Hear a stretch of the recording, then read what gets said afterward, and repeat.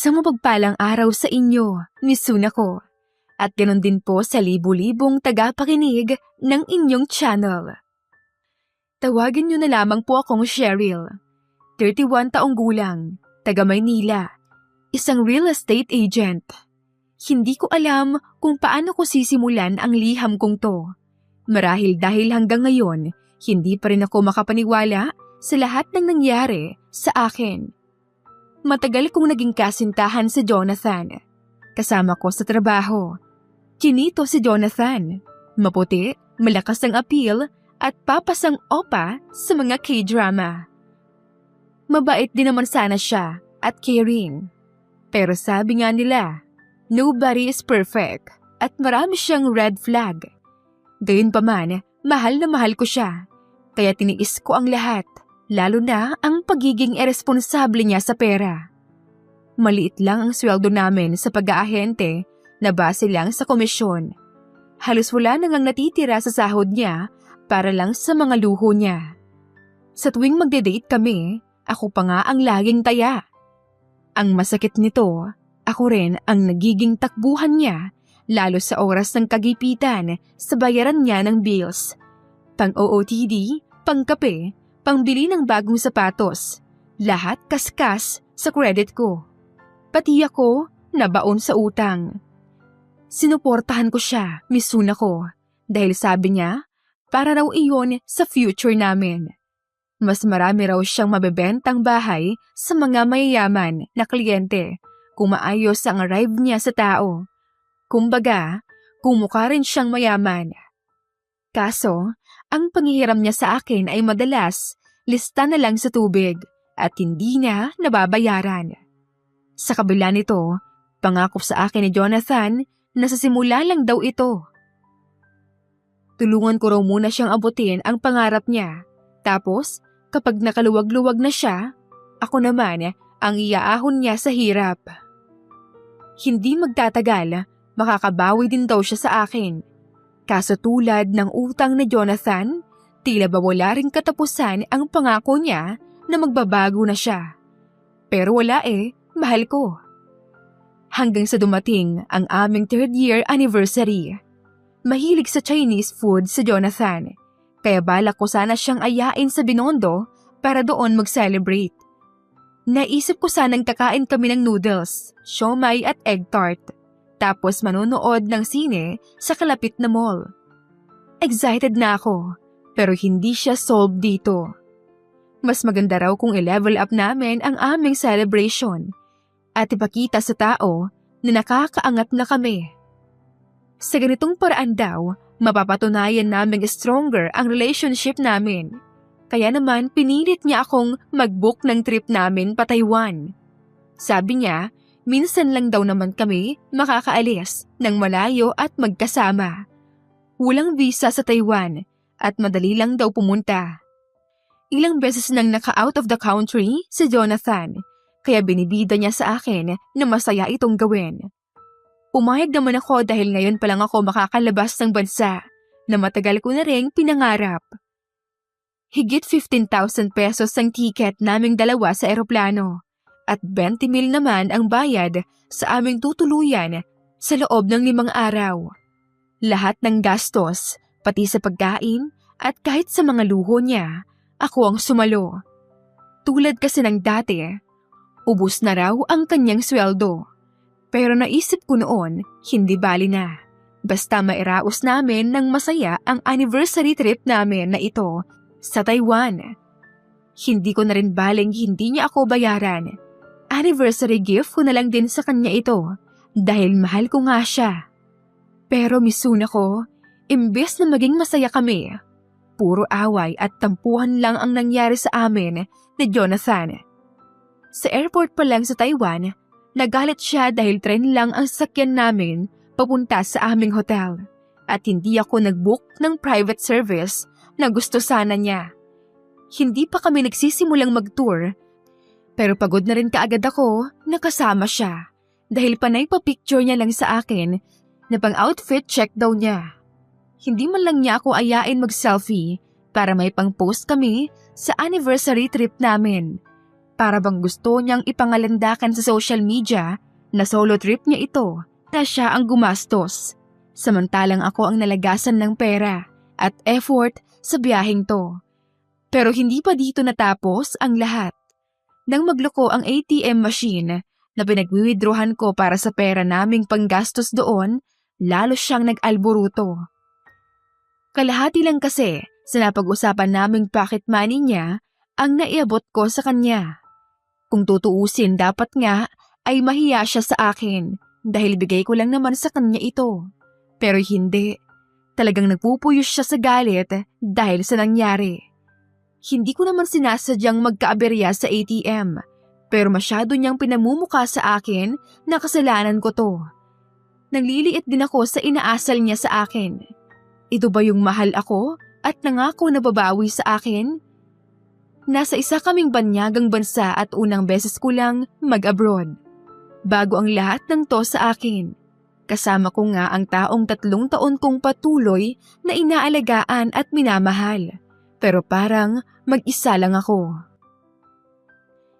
Dito ko napatunayan na totoo nga na makikita mo ang tunay na ugali ng isang tao dahil sa pera.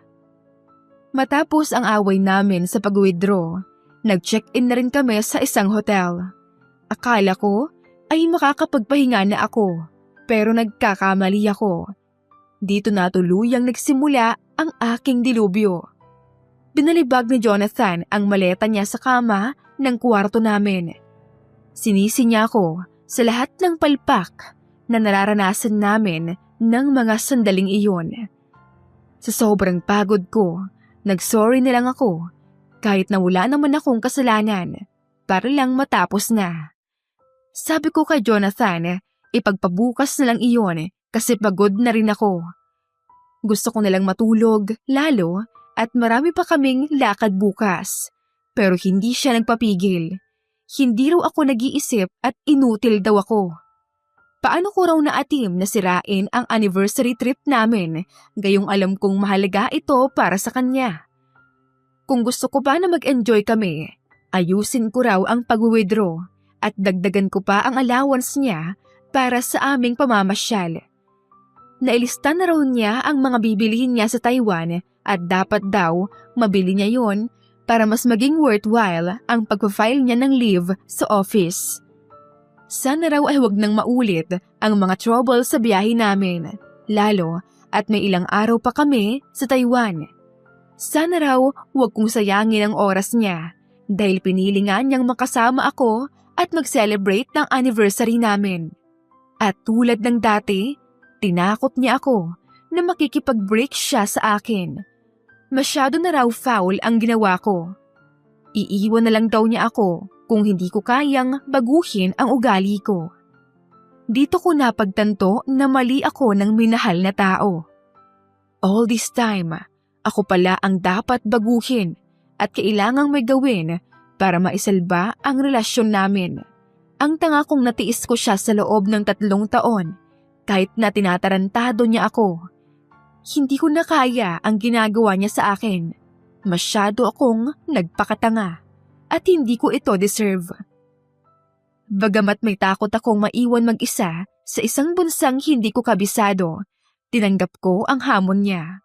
Break kung break, wala na akong aatrasan. Alam kong sa desisyon kong to, hindi ako ang talo. Okay, sige. Break na tayo. Binulalas ko kay Jonathan. Nanlaki ang mga mata niya nang pumayag ako sa inaalok niyang hiwalayan. Hindi siya makapaniwala na papayag ako. Akala niya matitiis ko siya dahil mahal ko siya. Pero wala nang makapagpapapigil pa sa akin. Dali-dali kong kinuha ang maleta ko. Lumabas ako ng kwarto at hindi na bumalik pa. Dahil mataas ang pride, hindi ako hinabol na Jonathan. Alam kong iniisip niyang babalik din ako at hindi ko kakayanin. Pero doon siya nagkakamali. Papanindigan ko ito at kakayanin ko ito. Hindi ko alam kung anong sumapi sa akin ng mga oras na yon, pero naisip kong ituloy ang Taiwan trip kahit mag-isa. Hindi na ito para sa amin ni Jonathan, para na ito sa sarili ko. Hindi ko kailangan ng lalaki para mabuhay. Kahit pa malaking halaga ang nasayang sa akin dahil sa kanya, wala na akong pakialam. Habang naglalaro sa isip ko ang mga bagay na pwede kong gawin ng mag-isa, may kung anong excitement ang naramdaman ko. Ang liberating sa pakiramdam. Handa na akong mahalin ang sarili ko. Bahala na yung pag-ibig na yan. Gamit ang savings ko, nag-book ako ng sarili kong hotel room. Nang makapag-check-in, dali-dali kong ginamit ang cellphone ko para maghanap ng lugar na mapupuntahan para sa aking soul searching. Bahala na. Ang motto ko ng oras na yon, kahit maubos ang ipon ko, basta maging masaya ang trip ko. Sa hindi kalayuan sa aking hotel, may natagpuan akong temple na naisip kong unang pasyalan. Natulog akong nakangiti at payapa. Kinabukasan, matapos kong mag-almusal, ay dali-dali akong nagtungo sa temple. Habang naglalakad, napagmasdan ko ang paligid. Saka ko lang na-realize na ang ganda pala ng Taiwan at ang saya pala talaga mamasyal. Wala na kasing Jonathan na nangungulit pa para magpakuha ng litrato. Wala nang Jonathan na manghihingi ng pera para lang bumili ng tubig. Wala nang Jonathan na pabigat sa buhay. Wala pang ilang minuto nang makarating ako sa temple, nagulat ako nang may kumalabit sa akin. Isang lalaking tingin ko ay nasa 60 taon na. Halos doble sa edad ko. Marami ng puting buhok, bahagyang malaki ang tiyan, kita na rin ang kulubot sa balat. Miss Pinoy, pwedeng pa-picture? Sinabi niya sa akin habang nakangiti. Pumintig ang tenga ko. Akala ko nakaligtas na ako sa mga tulad na Jonathan. Hindi pala. Bakit ba ang hilig nilang magpa-picture? Mamamatay ba sila kung wala silang picture ng trip nila? Hindi ko maintindihan. Pang souvenir ko lang. Dagdag pa niya. Nahihiya ang tono niya at magalang naman sabay sabing, Pero kung nagmamadali ka, okay lang. nagbago ang isip ko. Naisip ko, sige na nga. Mukha naman siyang mabait at harmless. Baka gusto nga lang niya ng remembrance o baka gusto niya lang ipadala sa mga anak niya o apo. Ngayon lang din naman ako nakakita ng Pinoy, ng kababayan, kaya pinagbigyan ko na siya. Sige po, mahina kong sabi. Pumayag ako at kinuha ang iniaabot niyang cellphone, latest na iPhone, pero fully paid kaya o baka regalo ng anak. Habang kinukuhanan siya ng picture, doon ko lang napagmasdang mabuti ang matandang ito. Maayos pala siyang pumorma, hindi tulad ng mga kaedad niya.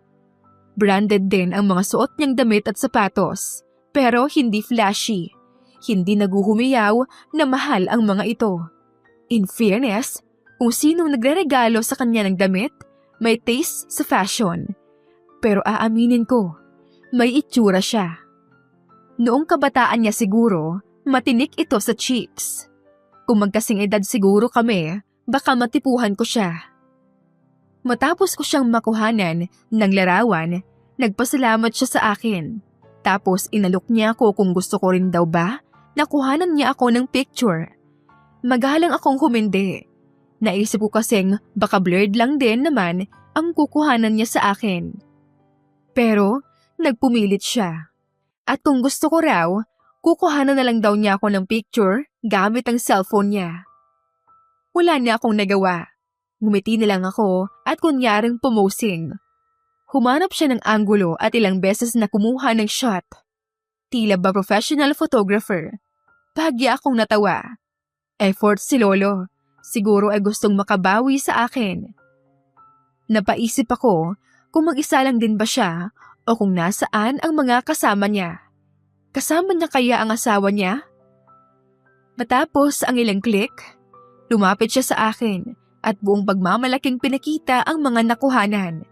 Ako naman itong kunyaring natutuwa at pinilit ko na lang ang sarili kong tignan ang pinapakita niya. Sa loob-loob ko, sige na lang, para matapos na at maituloy ko na ang pag-explore ko sa lugar para wala nang aabala pa sa akin. Pero laking gulat ko nang makita ko ang kuha niyang mga litrato. iPhone lang naman ang gamit niya pero ang ganda ng mga kuha. Kahit awkward din ang mga post ko, nagawa niyang kuhanan ako ng candid shots. Para akong mga nakikita kong mga influencers sa Instagram. Para akong model. Ganito pala ang feeling na makuhanan ng magandang picture. Hindi ko kasi naranasan iyon noong kasama ko pa sa Jonathan. Hindi ko mapigilang ngumiti na agad niyang napansin. Oh, diba? Ang ganda. Sayang naman kasi. Andito ka na. Tumango ako at nagpasalamat. Natuwa rin siya na natuwa ako sa mga picture na kuha niya. Inalok niya akong isasend niya sa akin ang mga picture. Kaso, ang luma kong Android na cellphone ay walang airdrop na pag-send mula sa iPhone. Nahihiyaman pero tinanong ko siya kung pwede niyang isend sa akin sa Messenger.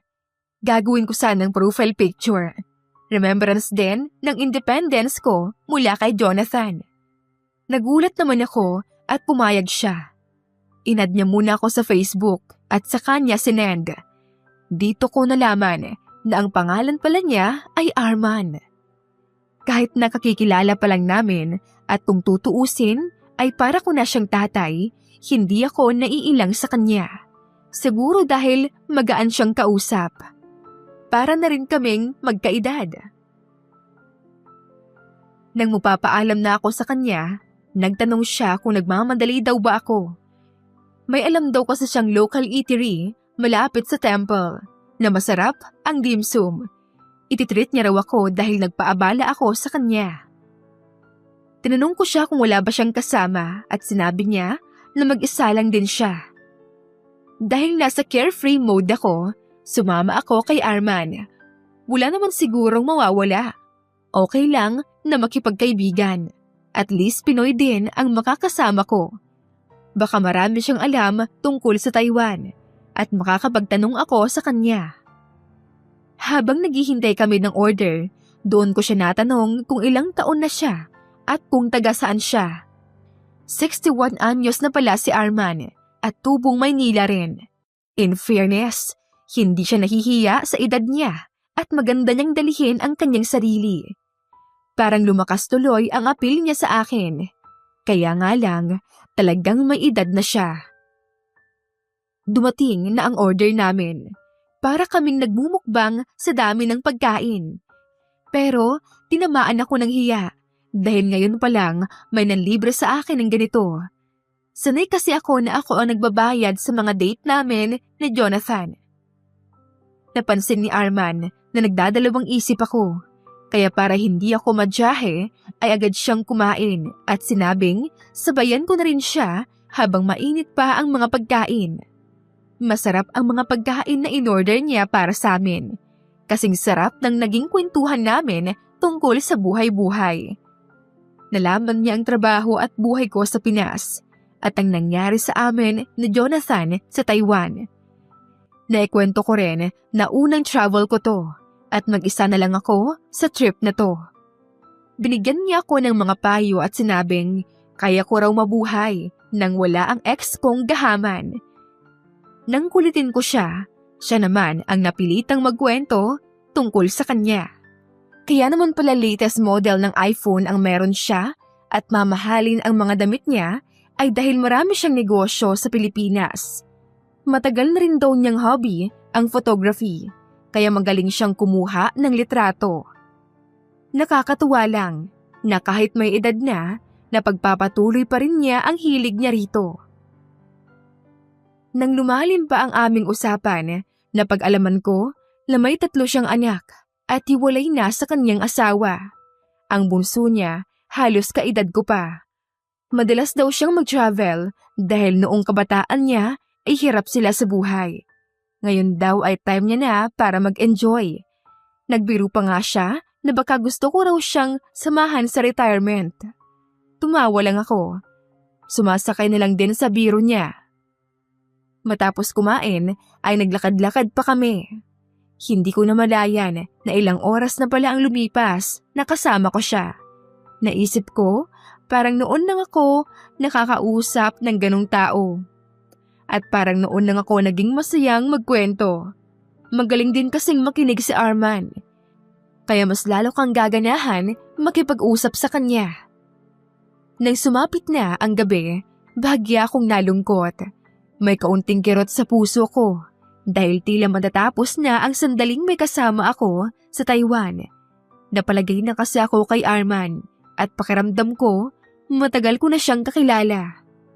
Aaminin ko, nagbago na rin ang impression ko sa kanya.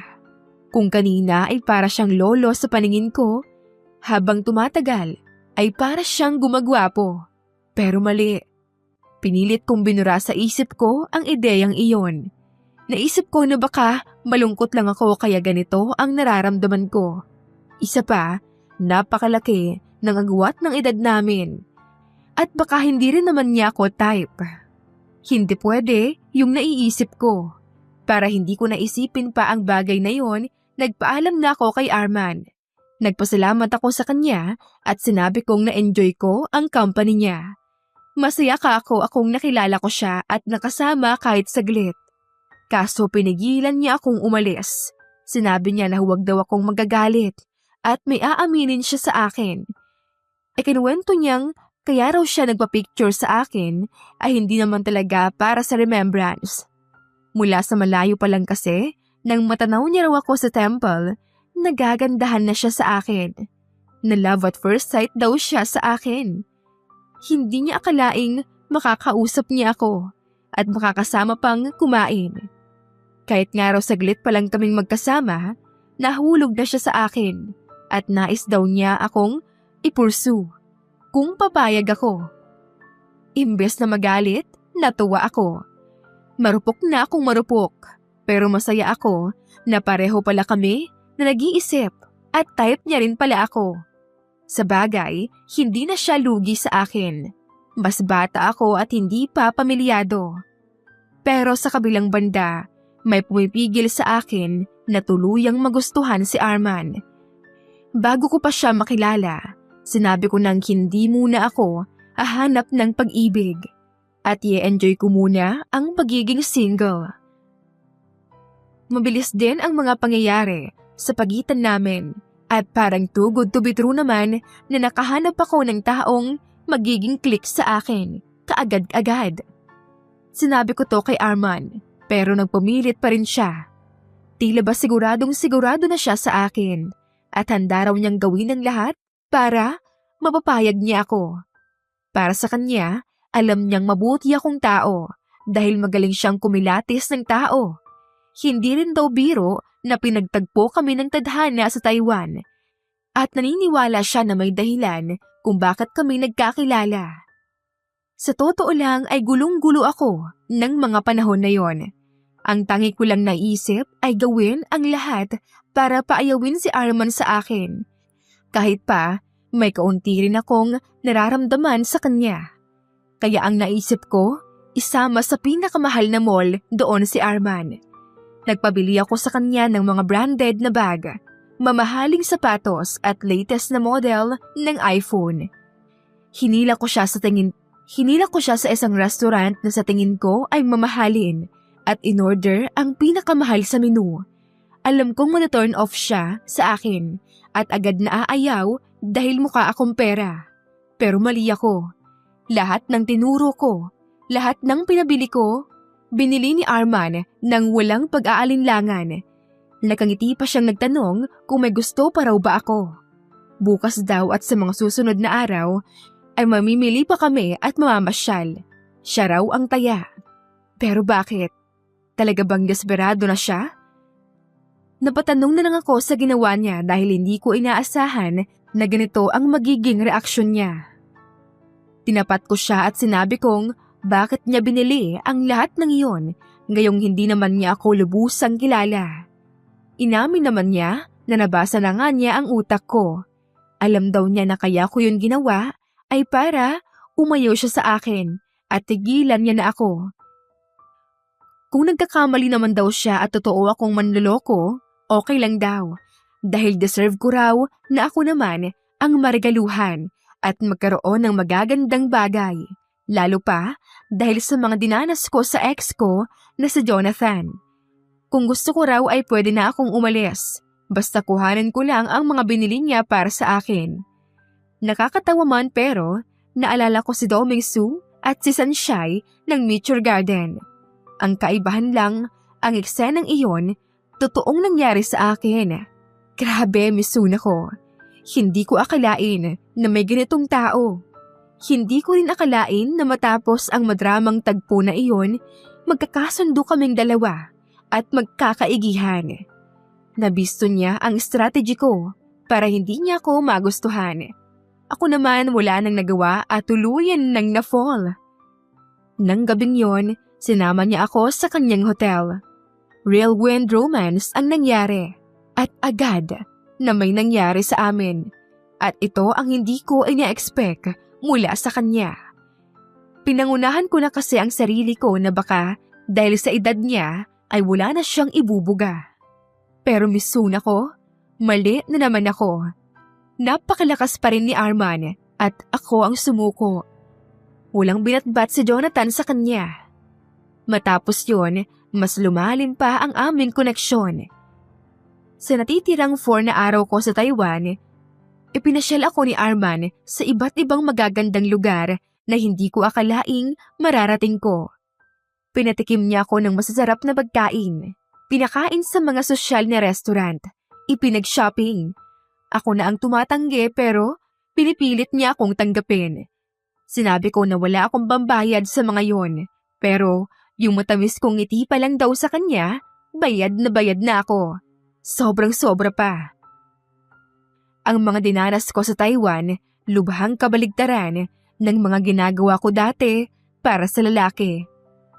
Lahat ng pinangako sa akin ni Jonathan noon, si Arman ang tumupad. Ngayon, ako na ang tinatrato ng tama at parang reyna. Talagang ginawa ni Arman na memorable ang pasyal ko sa Taiwan. Pagbalik sa Pilipinas, hindi ko pinakilala si Arman sa kahit sino. Naging usapan na namin na lihim muna ang aming relasyon. Alam kong maraming masasabi sa akin ng ibang tao, lalo na ang pamilya ko. Pumatol ba naman ako kasi sa isang matanda na halos kaedad na ng tatay ko. Hindi rin ako komportable na malaman nila ang pang-i-spoil na ginagawa sa akin ni Arman dahil baka akalain nilang ipinagbenta ko lang ang kaluluwa ko kapalit ng luho ko. Hindi nila maiintindihan ang nangyari sa amin ni Arman sa Taiwan. Si Arman din, inilihim muna ako sa kanyang mga anak para wala muna kaming ibang aalalahanin. Alam din daw niya na baka masamain ng mga ito ang relasyon namin. Sa kabila nito, masaya naman kaming dalawa sa sarili naming mundo. Palihim na relasyon, kaya exciting. Naranasan na naming mag-date sa mga mall dito sa Maynila. Dahil maraming mga matang mapanghusga, hindi kami nag-holding hands at malayo kami kung maglakad sa isa't isa. Ayaw niya kasi na hindi ako maging komportable dahil maraming marites at chismosa na magtataas kilay sa age gap namin. Pero sa labas ng bansa kung saan wala kaming kakilala, proud kaming mag-holding hands while walking at hindi kami nagdadalawang isip na mag-kiss in public. Nag-date na kami sa Malaysia, Vietnam, Japan at Korea. Siyempre, ilang beses na rin kaming bumalik ng Taiwan. Kung ang unang out-of-the-country trip ko, epic fail dahil kay Jonathan, ngayon wala na akong iniisip sa pamamasyal. All expenses paid. Lahat ng biyahe ko, sagot ni Arman. Bawat pasyal, may magaganda akong pictures na kuha niya. Kompleto pa pati OOTD ko na siya rin ang nag-sponsor. Marami na rin kaming naipong selfie sa bawat pamamasyal. Hindi mo namin maipost sa ngayon pero balang araw siguro kapag may lakas loob na ako. Sobrang swerte ko kay Arman. Tulad dati, galante pa rin siyang magregalo. Mula relo, bag, pati gadgets. Nabigyan niya na ako. Tinulungan niya rin akong bayaran ang mga utang ko. Dahil sa kanya, mas gumaling akong humawak ng pera. At sa wakas, nagkaroon din ako ng savings. Hindi ko man siya mabigyan ng mamahaling mga regalo, ipinapakita ko naman sa kanya ang pagmamahal ko sa pag-aasikaso ko sa kanya palagi. Ang ex ko namang si Jonathan, matapos ang messy breakup namin, ilang beses pa akong sinubukang suyuin at balikan. Minsan pa nga, kinorner niya ako sa office. Pero every time na gagawin niya ito, isang malaking no lang ang sagot ko. Nagtataka din siya kung bakit ang dalas ko nang mag-leave sa work. Hindi niya alam na nakahanap na ako ng di hamak na mas masarap magmahal kaysa sa kanya, na kung saan-saang bansa pa ako dinadala. Sobrang nag-e-enjoy ako kada lalabas kami ni Arman. Iba rin talaga kasi siyang kasama, dahil na rin siguro sa lawak ng experience niya sa buhay. Mature siyang mag-isip, mature mag-handle ng relationship, malawak ang pangunawa, at higit sa lahat, stable ang kita, at magaling humawak ng pera. Suportado niya rin ang career ko sa real estate, at tiwala siyang malayo ang mararating ko. Ngayon, mag-iisang taon na rin kami ni Arman. Masasabi ko na going strong kami at madalas na masaya. May mga problema ding pinagdaraanan, pero kinakaya namin ng magkasama. Sa anniversary trip namin, hindi ko alam kung saan ang magiging destination namin. Pero sa totoo lang, kahit naman saan niya ako dalhin, masaya ako. Basta siya ang kasama ko. Sana mas marami pa kaming anniversary na ipagdiriwang. Hanggang dito na lamang po ang aking istorya, Miss Sunako. Naway nakapulutan ito ng aral ng inyong mga tagapakinig. Maraming salamat po at more power. Nagmamahal, Cheryl, ng Malate, Manila. Sana po ay naibigan ninyo ang ating kwento ngayong araw. Ako po si Miss Sunako at hanggang sa susunod na kwento.